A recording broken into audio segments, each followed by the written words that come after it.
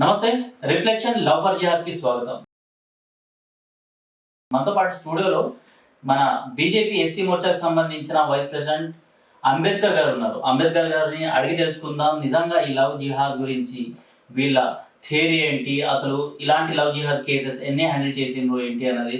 అన్న నమస్తే. అందరికీ జై శ్రీరామ్. జై శ్రీరామ్. ఎట్లున్నారు? హ్యాపీ, బాగున్నాం. సో మా రిఫ్లెక్షన్ ఛానల్ నుంచి మేము లవ్ ఫర్ జిహాద్ అనేసి ఒక సెగ్మెంట్ స్టార్ట్ చేసినాము.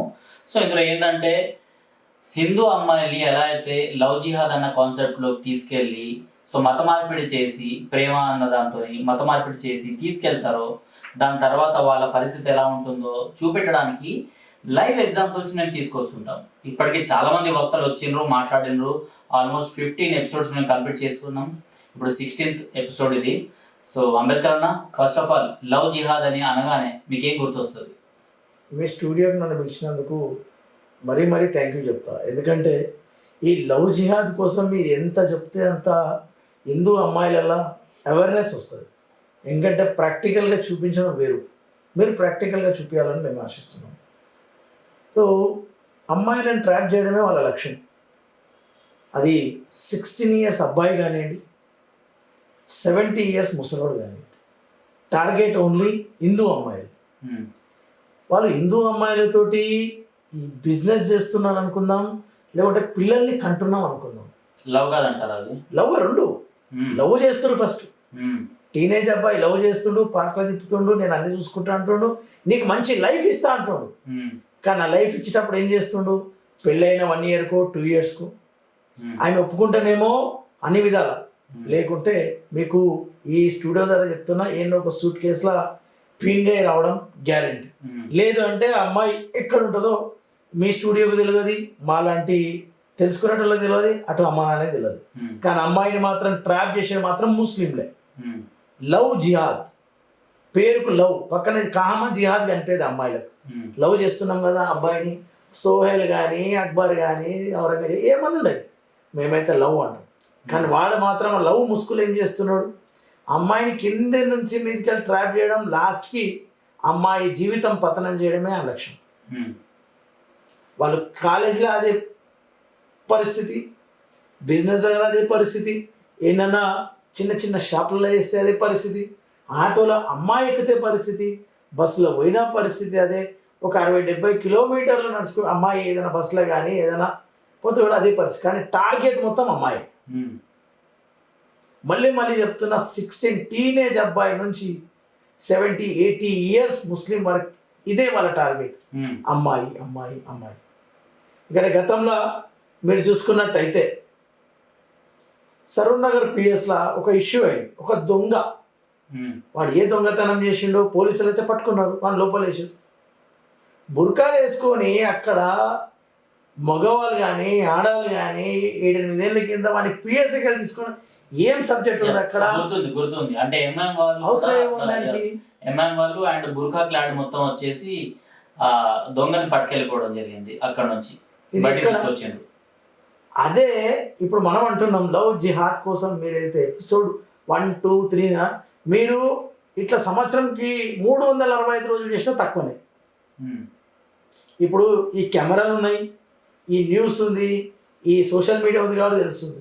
తెలియని టైంలో ఎంతమంది అమ్మాయిలు కానీ అప్పుడు అనార్కలి సలీం అన్నట్టు, ఏదైతే భాగ్యనగరంలో ఉన్నట్టు లవ్కు పెద్ద చిహ్నం తాజ్మహల్ అన్నట్టు. కానీ ఆ తాజ్మహల్ ఇంకా స్టోరీ ఏమైనా ఏదేమైనా ఇప్పుడున్న పరిస్థితి ఏంది? అమ్మాయి పోతుందంటే రావడం లేదు. లవ్ అంటే ఏంది? ఇష్టపడి పెళ్లి చేసుకున్నాం, మరి అమ్మాయి అత్తగారింటికి రావాలి, అబ్బాయి అత్తగారింటికి రావాలి. అమ్మాయి ఏమో అమ్మగారింటికి రాదు, అబ్బాయి ఏమో అత్తగారింటికి రాదు. అమ్మాయి ఇంటికి రాదు, కానీ అమ్మాయి ఎక్కడ పోతుందో తెలియదు. అది లవ్ అంటారా? అది లవ్ అంటారా?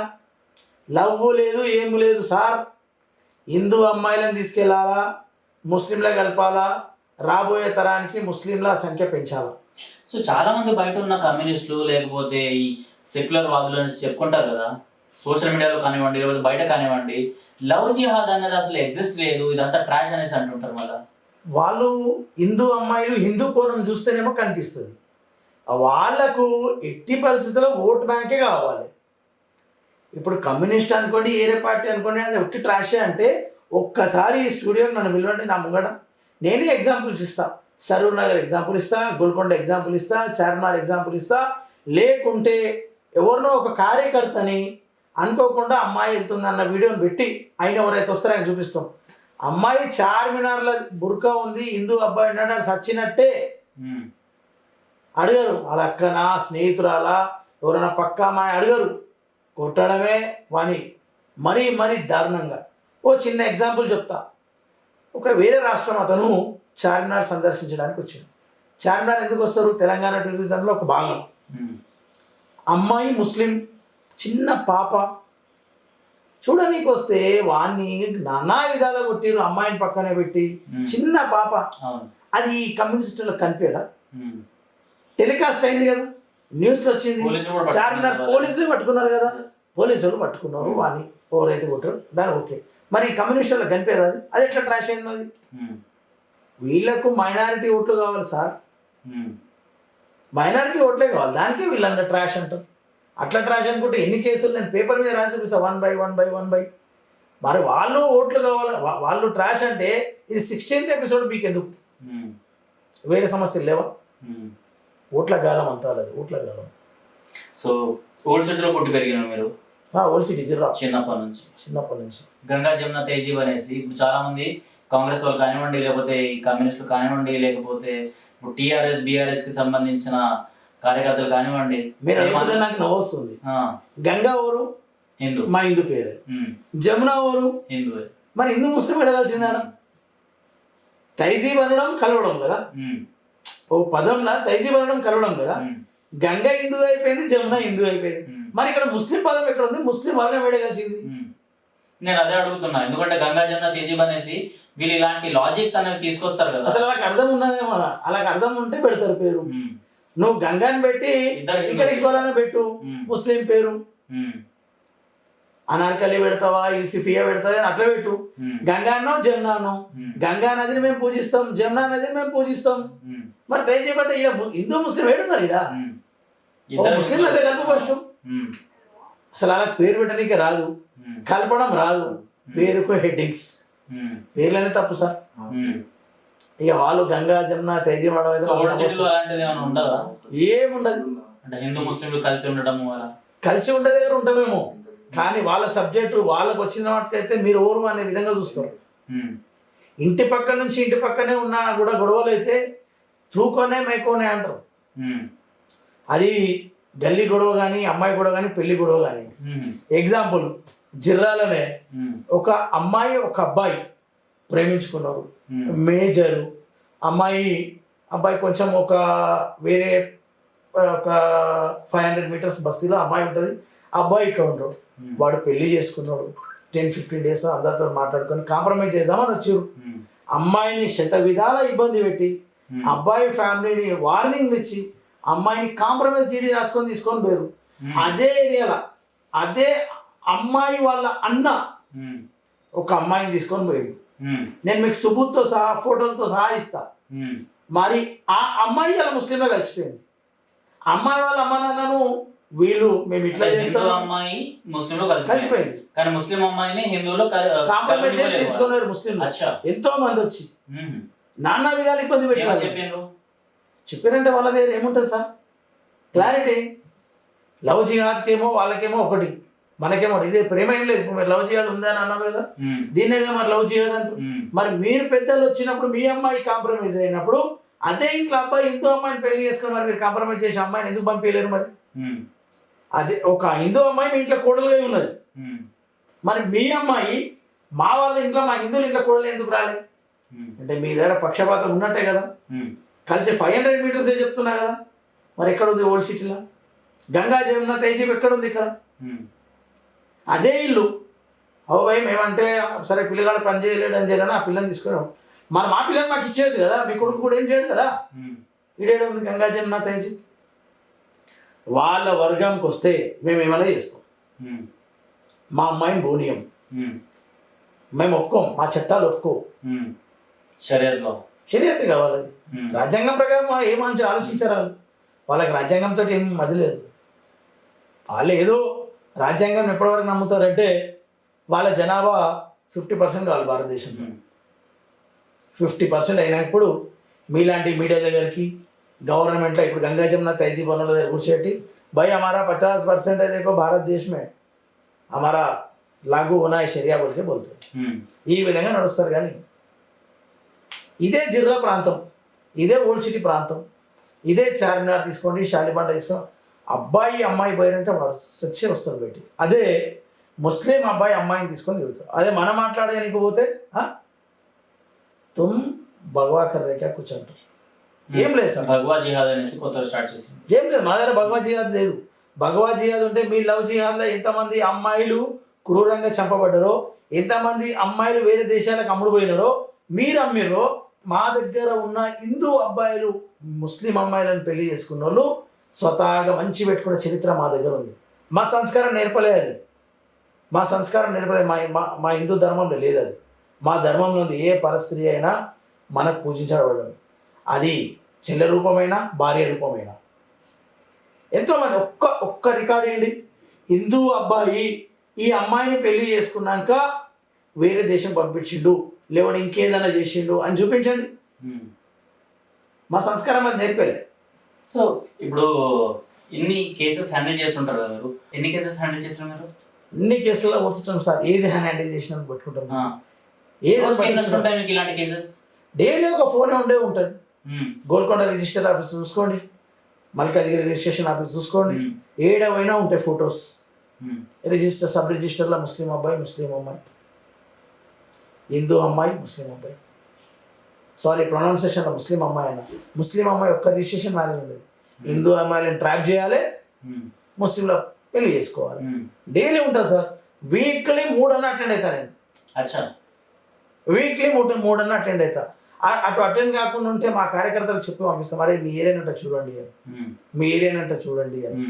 సో వాళ్ళ ఇంటికి వెళ్ళి మీరు మాట్లాడడం ఎక్స్ప్లెయిన్ చేస్తాం. లే అట్లా ఏం లేదు బాబు అంటారు. కానీ తల్లిదండ్రులు మాయ మాటలు చెప్పాలా? ఆ పిల్లగాని ట్రాప్లో ఉంటుంది అమ్మాయి మొత్తం. ఆ పిల్లగాడు ఏమేమి చెప్తాడో, ఆ ముస్లింలు చెప్పే విధానం ఏ విధంగా ఉంది అంటే కంప్లీట్గా నిన్ను లోపరుచుకుంటారు, నిన్ను మంచి చూస్తా అని చెప్తారు. అమ్మ నాన్న 20-25 ఏళ్ళు పెంచిన వదిలేటట్టు చేస్తారు వాళ్ళు.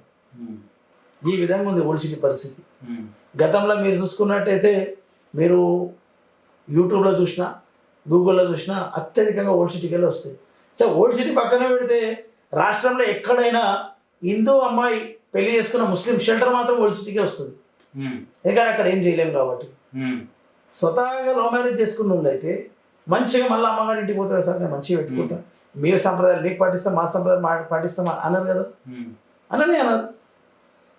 ఓల్డ్ సిటీ ఒక అడ్డా, ముస్లింలకు ఒక అడ్డా, ఏమన్నా చేయొచ్చు. ఎందుకు అక్కడ పోలీసులు లేకపోతే రాజకీయ నాయకులు, ఇప్పుడు మీరు కూడా బీజేపీ నుంచే ఉన్నారు, మరి ఏం రాజకీయ నాయకులు సార్? రాజకీయ నాయకులు చెప్తే నాకు నవ్వొస్తుంది. ఓల్డ్ సిటీలో కరెంటు బిల్లు వసూలు చేయడానికి వస్తే కొట్టిన నాయకులు ఉన్నారు, దానికి సపోర్ట్ ఏమయ్యాము. నిన్న స్పెషల్గా అసెంబ్లీలో అక్బరుద్దీన్ ఓవైసీ గారు అరే రోజా టైంలో మా పిల్లల్ని పట్టుకొని చాలా వేస్తున్నారంటే నాకు నవ్వు వస్తుంది. చాలా అయితే వేస్తారు కదా, అలా టైం అంటారు, ఆ టైంలో వేద్దాను అంటుండు కదా ఆయన. చాలా ఎప్పుడు వేస్తాడు ట్రాఫిక్ అధికారి, నువ్వు ట్రిబల్ పోతానో, నీ నంబర్ ప్లేట్ లేకనో, అవి రూల్స్ తెంపుతేనే కదా చాలా వేస్తాం. ఇంకా ఆయన డ్యూటీకి అప్పుడు అక్బరుద్దీన్ ఓవైసీ గారు అసెంబ్లీలో మాట్లాడిన విధానం చూస్తే ఓల్డ్ సిటీలో రంజాన్ మాసంలో ఏ పనులు గవర్నమెంట్ అధికారులు చేయొద్దు అన్నట్టు ఉంది. అదే మీరు 6 గంటలకు మీరు ఏదైతే అంటారు కదా, 5 నుంచి 6 మధ్యలో ఏదైతే టైంలో, మరి అదే టైంలో మీరు కొన్ని వీడియోస్ మీకు చూపిస్తా, మరి మీ పిల్లలకు మీరు చెప్తురా రోడ్ల మీద చాలా నీట్గా ఉండాలి, మనం వేరే వాళ్ళకి విఘూతం కలిగించవద్దు, మన పండుగ మనం మంచి సెలబ్రేట్ చేయాలని చెప్తారు ఎప్పుడన్నా? అది చెప్పడానికి రాదే మీకు. ట్రాఫిక్ చాలా అనగానే రేపన్నా ట్రాఫిక్ అధికారులు డ్యూటీ చేద్దాయి ఒక వార్నింగ్ పేరుకు చట్టసభలో నేను మాట్లాడుతున్నా మా వాళ్ళ కోసం అని. అది నువ్వు మాట్లాడినట్లేదు, వార్నింగ్ ఇచ్చినట్టు ఉంది. అది చాలా ఎందుకు పెడతాడు ఆయన డ్యూటీ? ఆయనకి ఏమో కక్షనా మీ మీద కక్షనా? ఏం నాయకుల కోసం మాట్లాడతాం సార్? మనం కరెంట్ ఆఫీసర్ ఒకటి దిక్కు లేదు, ట్రాఫిక్ అధికారి దిక్కు లేదు, ల్యాండ్ ఆర్డర్ డ్యూటీ చేస్తే ల్యాండ్ ఆర్డర్లో ఎట్లా పడితే ఎట్లా మాట్లాడతారు. కండక్టర్లు ఓల్డ్ సిటీలో రాజకీయ నాయకులు ఏం మాట్లాడినా ఎంఐఎం 1 సైడ్, ఓల్డ్ సిటీ అంతా 1 సైడే, రాజకీయం ఏం లేదు ఆడ, ఎంఐఎంఏ. ఇందులో పరిస్థితి ఏముంది సార్?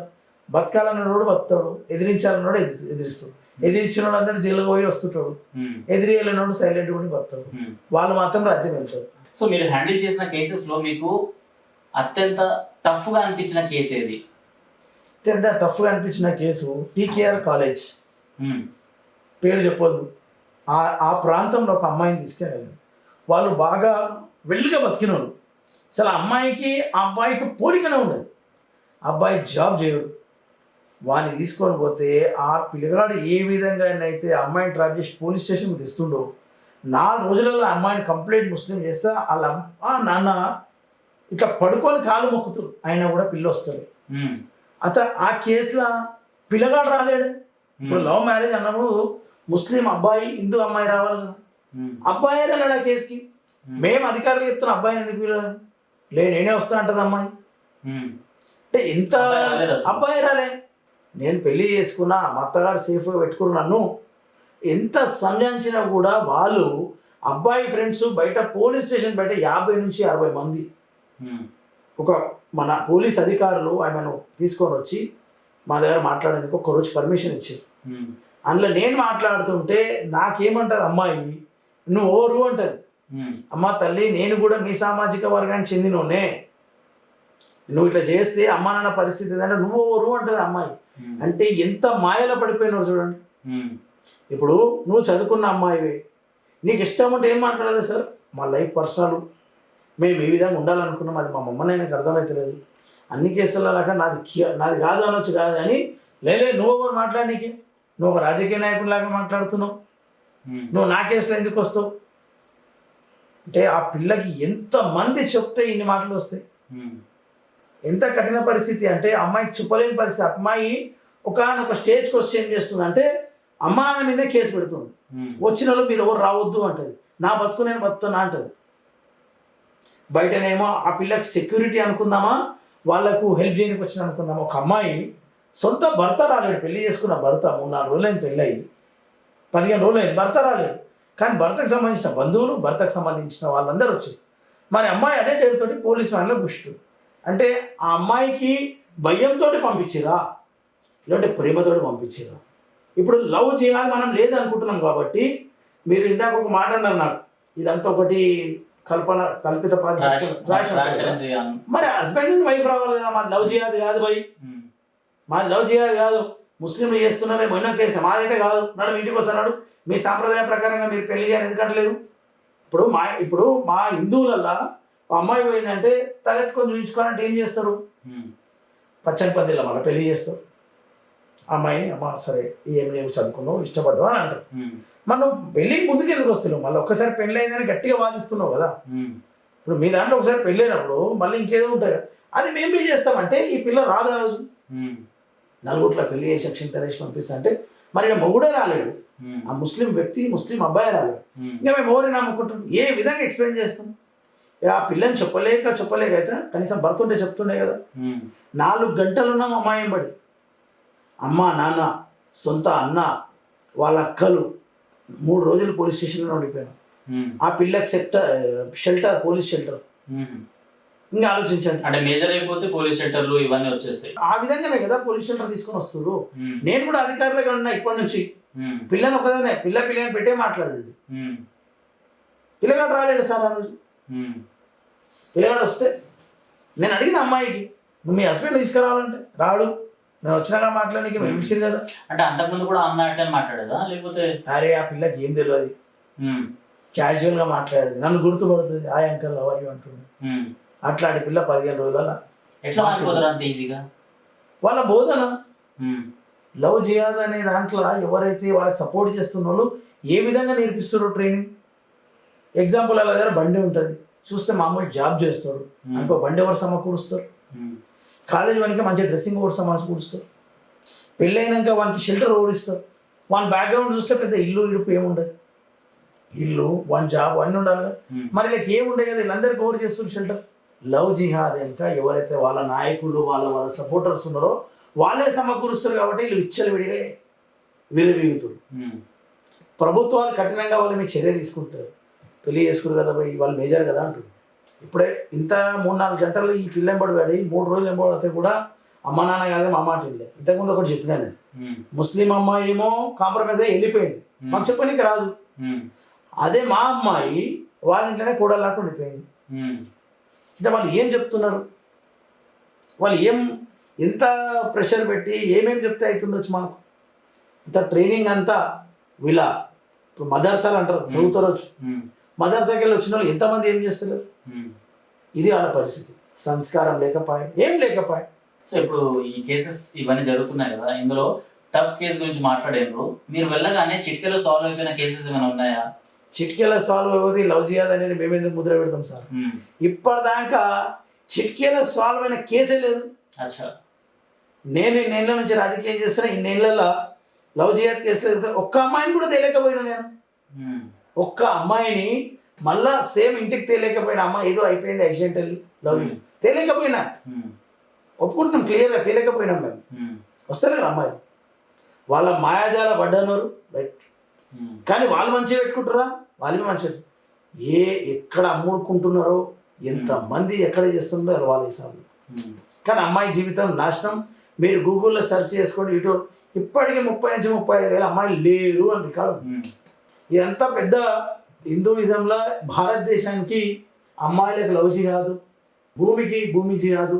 ఉమ్, ఏంటన్నా ఇప్పుడు మన శ్రీశైలంలో ఒక డ్యామ్ కింద ఒక చిన్న దర్గా కట్టిరు. ఉమ్, దర్గా అంటే ఏంటి సార్? పవిత్రంగా వాళ్ళ ఎవరు గురువు అయ్యి వాళ్ళు బోధనలు చేసిన అన్నే దాన్ని సమాధి చేశాక చేస్తే దాన్ని దర్గా అంటారు కదా. ఉమ్. విచ్చల విడిగా వెళ్ళిపోతే పరిస్థితి ఏంది? అంటే అక్కడ అప్పటిదాకా దర్గా లేదు. లేదు. లేదు. మరి అప్పుడు ఏ గురువు చనిపోయినాడు, ఉమ్, ఏ మత బోధకుడు చనిపోయినాడు, ఉమ్, సరే మనం రెస్పెక్ట్ ఇస్తాం. ఉమ్, అక్కడ ఎట్లా వెలిసింది? ఉమ్, ఇది భూమి జిహాద్ అనుకోవచ్చు, ఉమ్, ఇక్కడ అమ్మాయిలలో జిహాద్ అనుకోవచ్చు. ఏడ గొడవలైనా వీళ్ళు అక్కడ ఉండరు. వీళ్ళందరికీ సపోర్టు అక్కడక్కడ ఉండే ఆ రాజకీయ నాయకులు. ఉమ్, ఓల్డ్ సిటీ అనుకుంటే ఎంఐఎం, వేరే రాష్ట్రాలకు కూడా ఎంఐఎం పోతుంది. ఉమ్, అంటే ఎంఐఎంకు పని పాట వేరే దాని ఎంఐఎం వాడు ఏ రోజైనా చెప్పిండా ఉమ్, అరే మీరు లవ్ జిహాద్ కింద ఇంతమంది హిందూ అమ్మాయిలు పోతున్నారు? అరే బాబు, అమ్మాయిలు కూడా మన భారతదేశం పిల్లలే, ఉమ్, మన హైదరాబాద్ పిల్లలే. ఇష్టపడితే పెళ్లి చేసుకున్న వాళ్ళు మళ్ళీ కాంప్రమైజ్ అయిపోండి అని ఎప్పుడన్నా చెప్తాను. ఇదే అసదుద్దీన్ ఓవైసీ ఉమ్, నిన్న ట్రాఫిక్ కోసం అక్బరుద్దీన్ ఓవైసీ మాట్లాడతారు. అమ్మాయిల కోసం ఏ రోజైనా మాట్లాడతారు? ఉమ్, ఎందుకంటే వాళ్ళకు కూడా తెలుసు ఉమ్. ఎంతమంది పెళ్లి చేసుకునే సంఖ్య మాదే పెరుగుతుంది కదా. రైట్. ఇక్కడ ముస్లిం అబ్బాయి హిందూ అమ్మాయిని యథేచ్ఛగా తీసుకెళ్ళొచ్చు, పెళ్లి చేసుకోవచ్చు, దాన్ని మీరు అపోజ్ చేస్తున్నారు, మళ్ళా రిటర్న్ వచ్చేస్తున్నారు, అంటే మీ వల్ల అవ్వట్లేదు అనేసి. బట్ అటు సైడు హిందూ అమ్మాయి ముస్లిం అమ్మాయిల్ని హిందూ అబ్బాయిలు ఎవరైనా కనీసం రోడ్డు మీద మాట్లాడినా కూడా కొట్టేస్తున్నారు. మాబ్ అటాక్స్ అనేవి జరుగుతున్నాయి హైదరాబాద్లో. నిన్న మొన్న వరంగల్లో కూడా జరిగింది. బట్టలు ఇప్పించి ఒక అబ్బాయిని కొట్టిండ్రు పవిత్ర రంజాన్ మాసంలో. మళ్ళా ఇప్పుడే అన్నాను కదా సార్ మీకు, ఏమన్నాను? అక్బరుద్దీన్ ఓవైసీ గారు చట్టసభలో ఇట్లాంటివి మాట్లాడనీకి రాదు, వాళ్ళ కోసమే మాట్లాడతా. అంటే క్లారిటీగా వార్నింగ్, మా వాళ్ళ దగ్గరికి రావద్దు అని. ఇలా వాళ్ళు కొట్టిరు ఆ పిల్లగాని వరంగల్ అంటే వాళ్ళకి ఇంకా బలమే కదా. వాళ్ళ బలం ఏంది? మా అమ్మాయిని ఎవరు ముట్టుకోవద్దు, మా అమ్మాయిని బండి మీద తిప్పవద్దు, మేము అనుకున్నదే జరగాలి. ఇవన్నిటి కారణం పక్కకు కూడా ఉన్న రాజకీయ నాయకులు. ఇప్పుడు కాంగ్రెస్ ఉన్నది గట్టిగా బెదిరేది, గతంలో ఉన్న టీఆర్ఎస్ గట్టిగా ఈరోజు బెదిరేది. ఏమున్నా మతానికి ధర్మానికి అమ్మాయిలకు మేమే చేయాలి. ఇప్పుడు ఆయన కొట్టిర్రు అంటే వాళ్ళకి సపోర్ట్ లేదా? కొట్టిరా అవునా కదా సార్? అలా ఫుల్ సపోర్ట్ ఉంది. మీరు కొట్టుండ్రాపై మేము పోలీస్ స్టేషన్లో పోతే ఏమవుతుంది? మామూలు చిన్న పిటి కేసు అయితే వాళ్ళు 100 మంది వస్తారు, మేము 100 మందిని పోతాం. పోలీసు వాళ్ళు ఏం చేస్తారు? టెక్నిక్గా ఇది కమ్యూనల్ కావద్దు అని చెప్పి ఇద్దరు మీకు కేసులు పెడతాంటారు. అంతే. వాడితే కొట్టినందుకు వాడిని జైలుకు పంపించి నెక్స్ట్ టైం కూడా వారంగా ఓవరిస్తలే పిటి కేసు పెట్టి పంపిస్తారు. సో మీరు వెళ్ళినప్పుడు మీ పైన కూడా ఇలాంటి కేసెస్ అంతే సేమ్ కూడా. ఇప్పుడు ఆడ గొడవ జరిగినప్పుడు ఎవరెవరైతే కెమెరాలో కనిపిస్తారు వాళ్ళకి సేమ్ కేసులు పెడుతున్నారు అంతే. అబ్బాయిలకు హిందూ అబ్బాయిలకి కేసులు పెట్టడం ఫస్ట్ అయితే, ముస్లింలకు 1-2 అవుతాయి. ఎందుకంటే వాళ్ళకు ఎంఐఎం అండ సార్. దీనికి ఎంతసేపు మాట్లాడినా దీని అంతటి కారణం ఓల్డ్ సిటీ ప్రాంతంలో ఎంతున్నా ఎంఐఎం అంటున్నాం. సో ఇందాక జిహాద్ గురించి మాట్లాడుతూ మీరు భూమికి సంబంధించిన జిహాద్ అనేసి, వాటర్కి సంబంధించిన జిహాద్ అని, లేకపోతే ఇంకా జిహాద్లో డిఫరెంట్ సెక్టర్స్ ఉంటాయి అనేసి చెప్పిండ్రు. ఏంది అవన్నీ? ఇప్పుడు రోడ్డు మీద ఒకసారి చూసాం సార్. ఏనా మనం ఒక షాప్ పెట్టుకుంటాం హిందూ. రీసెంట్ గా మీరే అనుకుంటా ఒక వీడియోని వైరల్ చేసిండ్రు, అంటే హైదరాబాద్ లో ఉన్న ఫ్లైఓవర్స్ కి ఈ రంగు ఉంది అండ్ ఓల్డ్ సిటీకి వచ్చేసరికి డిఫరెంట్ ఓవైసీ హాస్పిటల్ నుంచి పోతున్నాం. అక్కడ గవర్నమెంట్ బ్రిడ్జ్ కట్టింది, అక్కడ అన్ని మినార్లో పెయింట్ అయింది. మినార్లో పెయింట్ వేసే బదులు అబ్దుల్ కలాం గారు పెయింట్ వేసాడు ఉంటే. హైదరాబాద్ కొంచెం చరిత్ర ఉంది కదా, తెలంగాణ ప్రాంతం ఉంది కదా, జయశంకర్ గారు బొమ్మ పెట్టేవాడే. సరే అది లేకున్నా మీకు మాకు డిఫరెన్స్ అనుకుందాం ఏరియాలో, వేరే వేరే డ్రాగన్స్ వేసేవాడే, యానిమల్స్ వేసేవాడే. మీరు మినార్లో ఎందుకు పెడతారు అంటే మా ఏరియా అని. దీనికి ఎగ్జాంపుల్ మన గౌరవ ముఖ్యమంత్రి గారు జూపర్ బ్రిడ్జ్ ఓపెన్ అయినప్పుడు మొత్తం ముస్లిం జెండలే. అంటే ప్రభుత్వం పనే కదా, ఎంఐఎం డబ్బులతో పెట్టలే కదా, ప్రభుత్వం డబ్బులే కదా. మరి ప్రభుత్వం డబ్బులు అయినప్పుడు గౌరవ ముఖ్యమంత్రి గారు ఫోటో కూడా లేదా, ఓన్లీ ఎంఐఎం పెట్టినట్టే ఉంటుంది. అంటే మా అదే అని చూపించుకుంటున్నారు కదా. అదే విధంగా ఒక హిందూ అబ్బాయి ఒక షాప్ పెట్టుకోవాలంటే మనకి కనీసం 1 లక్ష 2 లక్షలు అవసరం పడతాయి కదా. ఎట్లా ఒక షాప్ 20 పగిడి అంటే అడ్వాన్స్ మెటీరియల్ నడవాలి అంటాడు. అదే ముస్లిం అయితే ఏ రోడ్డు మీద యథేచ్ఛగా ఒక చిన్న డబ్బా, దానికి ఒక గ్రీన్ కలర్ 786 రాయడం స్టార్ట్ చేయడం, ఆడ ఆ రోడ్డు మీద నీకు కిరాయి కట్టేది లేదు, ఎవరికి పగిడి ఇచ్చేది లేదు, అడ్వాన్స్ ఇచ్చేది లేదు, దందనైతే నడుస్తుంది. అంటే ఈ 2 లక్షలు హిందూ అబ్బాయి కడితే కనీసం గవర్నమెంట్కు బెనిఫిట్ ఉంది కదా.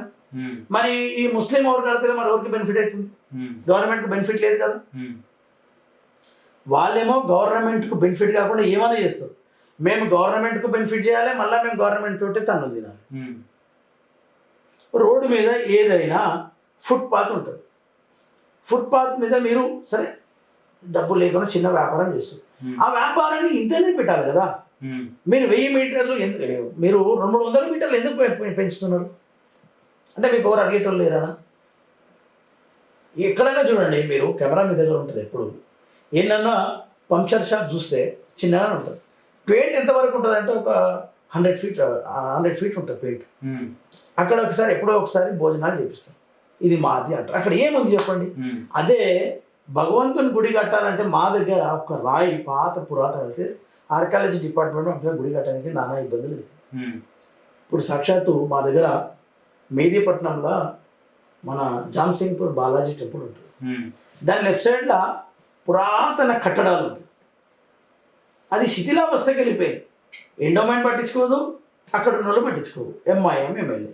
మరి మీ మస్జిద్ బాగుంది కదా, మరి అక్కడ అందరు భక్తులు, మరి ఇక్కడ భూమి రేపో మా పడిపోతుంది. దాని వెనకాల ఉన్న ఫంక్షన్ హాల్స్ ఉన్నాయి, అవన్నీ లిటికేషన్లు ఉన్నాయి కదా. మీరేమో గవర్నమెంట్కు లబ్ధి చేయకుండానే మీరు బతుకుతున్నారు, మీరు ఇంకా డామినేషన్ చేయరు.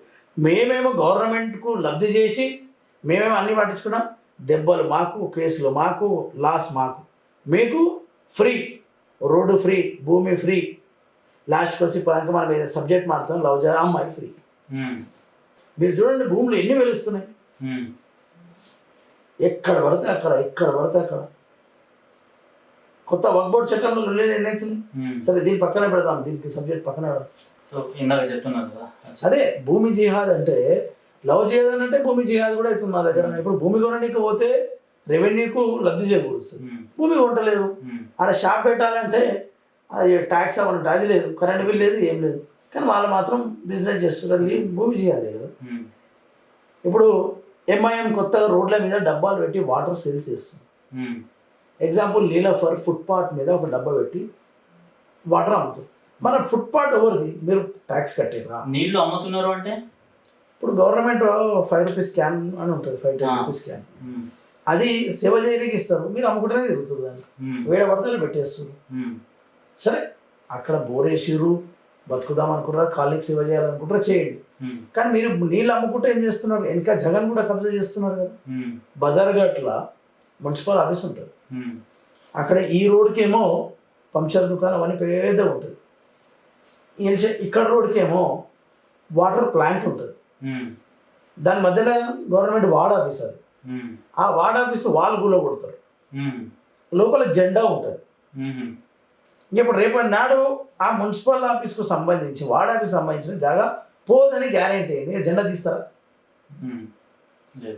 ఎగ్జాంపుల్ తోలి చౌకి ఎంత అభివృద్ధి చెందుతుంది, తొలి చౌకి నుండి హైటెక్ సిటీ కానీ, గచ్చిబౌలి కానీ, మియాపూర్ కానీ అన్నీ బాగా అభివృద్ధి చెందుతున్నాయి కదా. చెట్టు ఎప్పుడు మొలుస్తుందండి? వర్షానికో ఎవరో విత్తనం పెడితే చెట్టు మొలుస్తుంది. అక్కడ తొలి చౌకికి వెళ్ళి మనము మెహదీపట్నం టువర్డ్స్ పోయే రోడ్డు దగ్గర ఒక చెట్టు ఉంటుంది మధ్యలో. ఆ చెట్టు తీస్తే ట్రాఫిక్ సమస్య పోయినట్టే. పచ్చ రంగు ఉంటుంది, పచ్చ రంగు జెండా. ఇప్పుడు ఆ పచ్చ రంగు కూడా పోతుంది, జెండా పోతుంది, ఆ చెట్టు మాత్రం ముట్టలేదు. సరే, ప్రకృతి కోసం అంటేనేమో ఒక మాట, ప్రకృతి కోసం అంటే ఒక మాట. మరి ఇట్లా ఈ భూములలో మీరు జెండా పెట్టి ఒక చెట్టు పెట్టి చేసేసి ఎన్ని భూములు ఎత్తుకుపోతారు మీరు? మళ్ళీ దాన్ని బట్టి ఇది మాది అంటారు. సరే, భూమి చేయాలి కదా సార్, భూమి తీసుకోవడమే కదా, చిన్న భూమి కానీ పెద్ద భూమి కానీ భూమే కదా.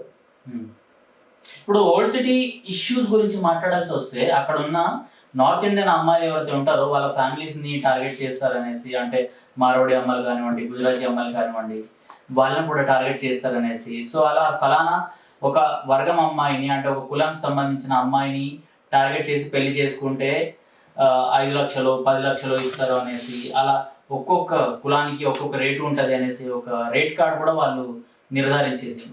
వాళ్ళ దగ్గర క్లియర్గా ఉంది, మార్వాడి అమ్మాయి అయితే ఇంత, బ్రాహ్మణ అమ్మాయి అయితే ఇంత, దళిత అమ్మాయి అయితే ఇంత అని.